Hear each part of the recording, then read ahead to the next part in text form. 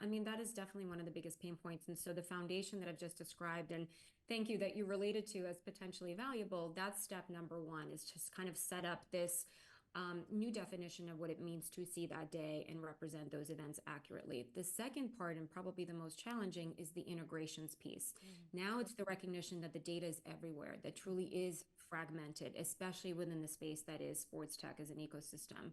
And us as parents, we operate as kind of the last, constituent in this whole equation, in that it's not designed and built for us. It's with coaches and managers and, operators in mind.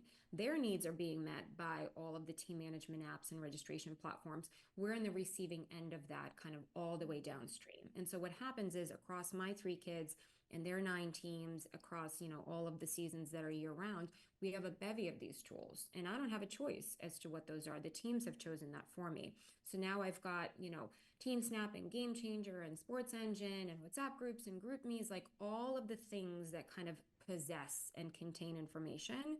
And so our hope and our aspiration as a platform is to serve as an aggregation mechanism that pulls data down from each of those sources, or as many as we possibly can, to then centralize those from a family point of view, because they're not two of the same things, right? If the needs and the coaches and the operators are satisfied, that is just for that team for that particular season. Mhm. I, as a parent, traverse all of those, and unbeknownst to that coach and unbeknownst to that team outside of that schedule are my other two, three, seven. Mhm. And it's for me, the parent, to then reconcile those conflicts and essentially back into executing to those, schedules and so forth. So Mhm. it's kind of the same value chain, but we're coming at it at two different ends, and we're trying to solve for it on the back end with the family standpoint. But that's the holy grail, Mhm. is be able to, obviously ingest information from each of those and bring that in a place where all of that can be more clear.